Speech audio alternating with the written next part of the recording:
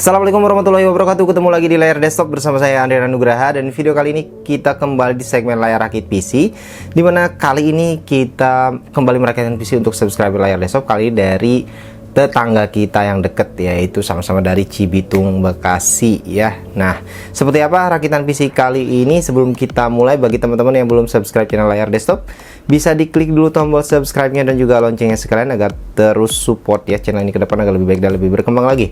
Oke, langsung aja kita lihat spesifikasi seperti apa untuk rakitan PC kita kali ini.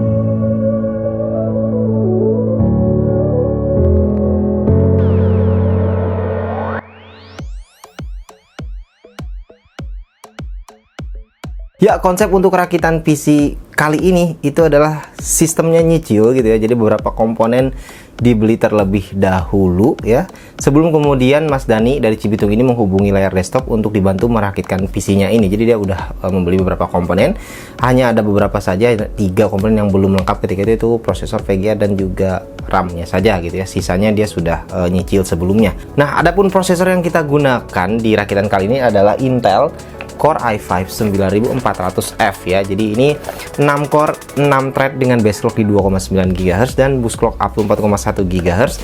Ini adalah saya rasa salah satu base prosesor dengan 6 core 6 thread ya, tanpa hyperthreading.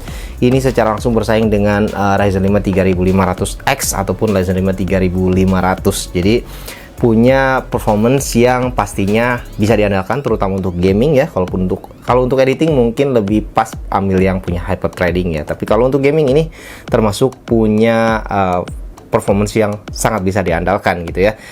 Nah, kenapa nggak langsung aja 10400F ya? Lagi-lagi memang sebelumnya pemilik PC ini sudah beli dulu motherboardnya. Dia beli motherboardnya Gen 9 ya, pastinya kita nggak mungkin pakai 10400F. Jadi kita pakainya 9400F ya. Pertimbangan tersendiri ya, kemungkinan salah satu faktornya mungkin bisa jadi harga atau seperti apa gitu ya. Jadi ini yang akan kita gunakan 9400F yang pastinya cukup banget untuk bisa dipakai atau diandalkan untuk gaming ya.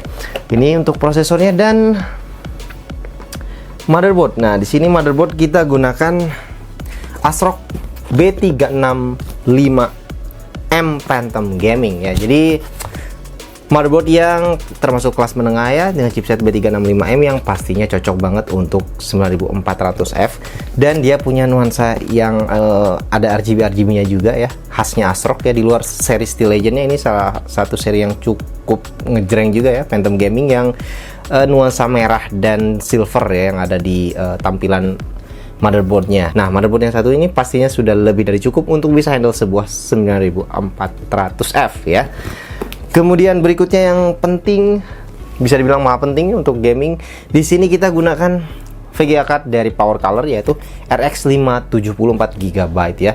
Nah, ini adalah VGA card baru, jadi bukan VGA card second. Kebetulan memang beberapa minggu yang lalu RX 570 di beberapa toko, beberapa e-commerce itu restock ya. Jadi untuk RX 570 mulai keluar lagi stok barunya ya, yang dijual oleh beberapa toko, dan pastinya masih bergaransi 2 tahun ya untuk RX 570 ini. Dan harganya memang sudah agak-agak tinggi ya, udah lebih dari harga normal ya. Kalau normalnya dulu hanya 2 jutaan, sekarang sudah tembus di atas 3 juta, sekitar 3,5 jutaan. Jadi lumayan tinggi harga si VGA cardnya ini gitu ya. Jadi ya, dengan kondisi harga VGA yang seperti sekarang, RX 570 ini mungkin setara harganya dengan GTX 1650 polos GDDR6 yang harganya juga sekitaran 3 jutaan, bahkan ada yang udah nembus 4 jutaan juga gitu ya. Nah, kemudian untuk RAM di sini kita gunakan dari Adata, yaitu XPG Spectrix D50 ya,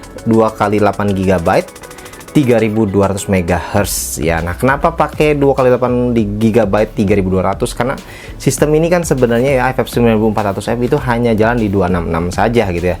Tapi kenapa pakainya 3200? Salah satunya adalah pertimbangan appearance di sini ya, tampilan. Jadi karena memang pengennya RAM yang warna putih, Salah satunya ini gitu ya, RAM yang diinginkan yaitu dari Adata XPG Spectrix D50 ini. Dan ya 3200 aktualnya nanti tetap jalan di 2666 MHz saja ya, nggak masalah, karena memang tujuannya salah satunya untuk kepentingan estetika ya, jadi pengen yang warna putih gitu. Jadi ya kita pakai ini yang pastinya sudah teruji sebagai salah satu RAM yang kenceng, meskipun nanti tentu saja hanya jalan di 2666 MHz saja gitu ya. Kemudian untuk penyimpanan yang pertama di sini pakai Adata SU650 240 GB. Ini sudah sangat sering sekali dipakai di layar desktop ya. Adata SU650 sebagai salah satu SSD SATA murah tapi punya kualitas yang pastinya bisa diandalkan lah. Kemudian untuk penyimpanan yang kedua kita pakai harddisk 1 TB yaitu dari Seagate Barakuda seri 1 TB ya. Nah, yang berikutnya untuk CPU cooler di sini kita nggak pakai CPU cooler bawaan dari Intel ya, tapi kita pakai Jonesbo CR1000 ya. Jadi ini CPU cooler ini dipilih karena salah satunya adalah karena warnanya yang putih. Jadi kalau tadi pengen RAM putih, warna putih, casing putih gitu, jadi nuansa putihnya jadi agak cukup banyak gitu. Jadi dipilihlah CPU cooler yang dari Jonesbo ini. Nah, apakah dia punya performance yang bisa handle 9400F? Ya harusnya sih bisa ya, karena memang pakai stock cooler aja sebenarnya sudah cukup. Apalagi pakai aftermarket cooler seperti Jonesbo CR1000 ini pastinya udah cukup. Tapi kita lihat nanti temperatur seperti apa ya. Nah, kemudian untuk power supply di sini kita gunakan dari Aerocool Lux 550 watt RGB ya, 80 plus bronze. Nah, ini power supply yang punya harga cukup menarik karena harganya cuma 500 ribuan tapi sudah 550 watt, 80 plus bronze juga, dan punya sedikit keunikan karena ada nyala-nyala RGB-nya juga gitu ya. Jadi ini untuk power supply yang digunakan. Nah, yang terakhir adalah casing. Di sini casingnya kita gunakan dari Cube Gaming, yaitu Cube Gaming Dustin. Ini casingnya warna putih karena memang konsepnya pengen warna putih gitu ya. Dan ditambah juga dengan 6 buah fan ya. 6 buah fan-nya itu kita pakai di sini adalah dari Dark Flash DR12 Pro ya ini. Sehingga menambah kesan makin kinclong gitu ya dari PC-nya dengan warna putih tapi banyak sekali nyala-nyala RGB di mana-mana gitu ya. Inilah PC-nya, dan langsung aja kita lihat seperti apa performance dari PC yang satu ini.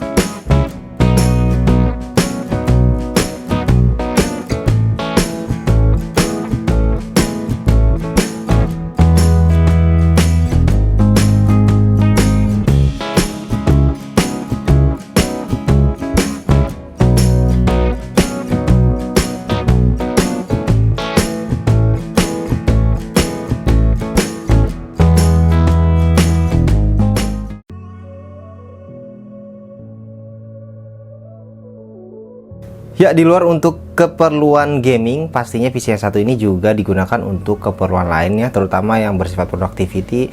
Dalam hal ini kita coba juga lihat bagaimana performance PC-nya untuk aplikasi yang bersifat productivity. Dalam hal ini kita coba jalankan editing video dengan menggunakan aplikasi Adobe Premiere Pro CC 2020, dan PC ini pastinya sanggup untuk menjalankan aplikasi tersebut ya. Jadi ketika kita jalankan aplikasi itu bisa dijalankan dengan lancar dengan menggunakan PC yang satu ini. Jadi proses editing di timeline-nya juga lancar saat kita gunakan ini.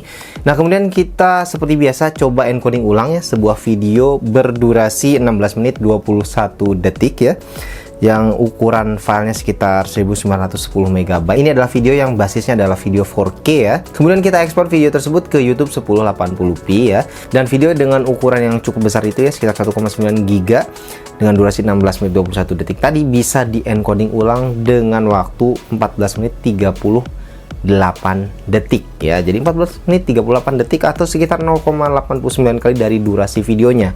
Ini juga termasuk waktu yang cukup cepat ya untuk editing video di Adobe Premiere Pro CC 2020.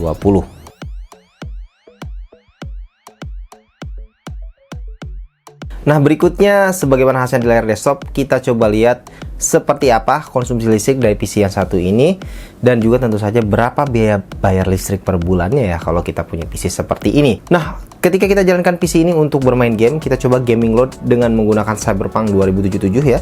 Di situ gaming load konsumsi listrik dari PC ini adalah sekitar 225 watt ya, lumayan tinggi, sudah lebih dari 200 watt ya.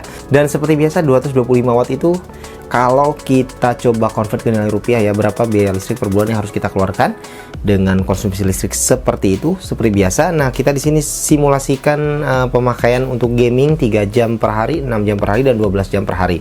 Nah, untuk pemakaian gaming 3 jam per hari ya, itu biaya listrik per bulan adalah sekitar Rp29.255. Kalau 6 jam itu Rp58.510, dan kalau 12 jam per harinya itu adalah Rp112.020 biaya listrik per bulan yang harus dibayarkan kalau kalian tiap hari main 12 jam untuk gamingnya ya. Jadi kalau untuk keperluan yang di luar gaming pastinya akan lebih irit lagi gitu kan. Jadi bisa dibilang memang untuk kelas PC yang seperti ini ya, kelas mid range dengan biaya listrik segini sih agak tergolong cukup tinggi. Kalau misalnya kalian pakai GTX 1650 polos ataupun 1650 Super, itu akan di bawah ini, atau pakai yang GTX 1060 yang agak lama sedikit, itu juga akan di bawah ini ya. Jadi RX 570 ini memang agak punya konsumsi listrik yang lebih tinggi, dan secara performance mungkin dia ada di antara 1650 Super dan 1650 polos. Jadi di atas 1650 polos sedikit, tapi di bawah 1650 Super ya. Tapi kekurangannya ini konsumsi listriknya sedikit lebih tinggi gitu ya.